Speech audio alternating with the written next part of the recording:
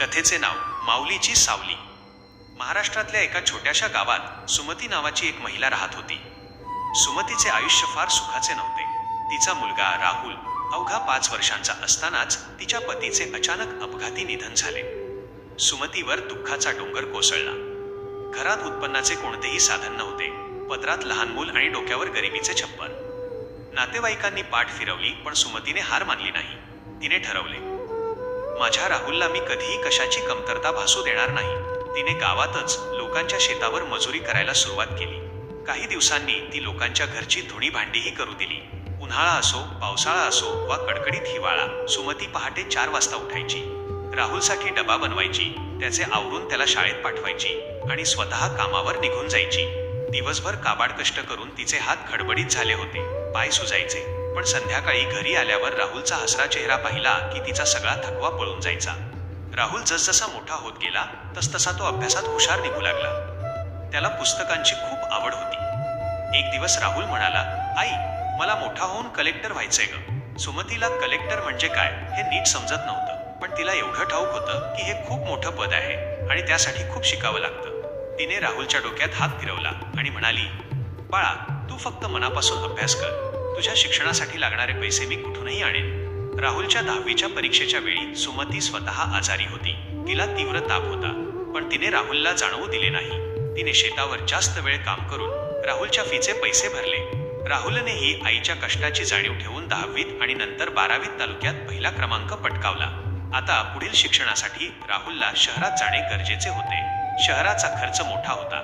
सुमतीने जराही विचार न करता स्वतःचे मंगळसूत्र आणि घराचा छोटासा तुकडा गहाण ठेवला आणि राहुलला पुण्यात शिक्षणासाठी पाठवले.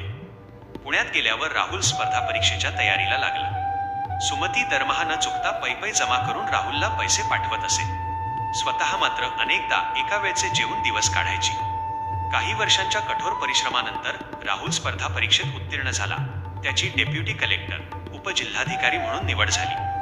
संपूर्ण गावात आनंदाचे वातावरण झाले. सुमतीच्या डोळ्यातून आनंदाश्रू वाहू लागले. तिच्या कष्टाचे चीज झाले होते. लवकरच राहुलची एका मोठ्या शहरात नियुक्ती झाली. तो आईला सोबत घेऊन शहरात राहायला गेला. सुरुवातीचे काही महिने खूप छान गेले. सुमतीला वाटले आता आपले कष्टाचे दिवस संपले. पण शहरातल्या चकचकाटात आणि राहुलच्या मोठ्या अधिकाऱ्यांच्या वर्तुळात सुमती कुठेतरी मागे पडू लागली. राहुलचे लग्न एका सुशिक्षित श्रीमंत घरच्या मुलीशी झाले. सुनेला सासूचे साधे राहणीमान, गावरान भाषा आणि तिचे कामामुळे रापलेले रूप आवडत नव्हते. घरात पार्ट्या होऊ लागल्या तेव्हा राहुलने हळूहळू आईला पाहुण्यांसमोर आणणे टाळायला सुरुवात केली. एक दिवस घरात मोठी पार्टी होती. अनेक मोठे अधिकारी आले होते. सुमती चुकून हॉलमध्ये आली आणि तिच्या हातातील पाण्याचा पेला खाली सांडला. राहुलने सगळ्यांसमोर आईवर राग काढला. आई, तुला किती वेळा सांगितलंय, तुला नीट वागता येत नसेल तर खोलीबाहेर येत जाऊ नकोस. माझी अब्रू जाते साहेबांसमोर. सुमती शांतपणे आपल्या खोलीत निघून गेली. तिच्या डोळ्यात पाणी नव्हते, तर काळजात एक मोठी जखम झाली होती. ज्या मुलासाठी तिने आयुष्य वेचले त्याला आज आपलीच लाज वाटू लागली होती.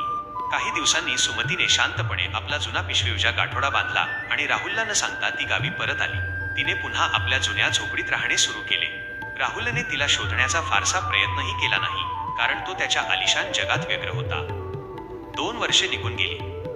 एक दिवस राहुलला गावाहून एका शेजाऱ्याचा फोन आला. राहुल साहेब, सुमती काकूंची तब्येत खूप खराब आहे. त्या शेवटच्या घटका मोजत आहेत. तातडीने या. राहुलच्या मनात कुठेतरी अपराधीपणाची भावना जागी झाली. तो तातडीने गाडी काढून गावी पोहोचला. झोपडीत जाताच त्याने पाहिले की आई खाटेवर पडली आहे. त्या खूप खंगून गेल्या होत्या. राहुल धावत तिच्याजवळ गेला. तिचे हात हातात घेतले आणि रडू लागला. आई, मला माफ कर. मी पैशाच्या आणि प्रतिष्ठेच्या मागे एवढा आंधळा झालो की मला तुझा त्याग दिसला नाही. मला माफ कर आई.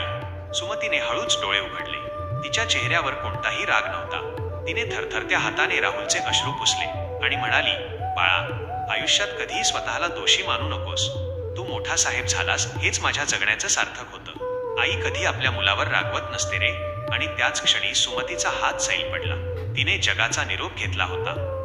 राहुलने रडत रडत आईच्या खोलीत पाहिलं तर एका कोपऱ्यात तिने राहुल लहान असताना जिंकलेली जुनी ढाली, त्याचे फोटो आणि त्याने पहिल्या पगारातून घेतलेली साडी अत्यंत जपून ठेवली होती. तिथेच एक चिठ्ठी होती ज्यावर लिहिले होते, माझा राहुल खूप मोठा साहेब झाला आहे. देव त्याला सुखात ठेवो. कथेचे तात्पर्य, ही कथा आजच्या काळातील एक कटू वस्तुस्थिती दर्शवते. आपण आयुष्यात कितीही मोठे झालो कितीही श्रीमंत झालो तरी ज्या आईने आपल्याला या जगात आणले, आपल्याला चालायला शिकवले, तिच्या उपकारांची परतफेड आपण कधीच करू शकत नाही. आईची जागा जगात कोणताही पैसा किंवा प्रतिष्ठा घेऊ शकत नाही. आई जिवंत असतानाच तिची किंमत करा, कारण ती गेल्यावर फक्त पश्चात्ताप उरतो.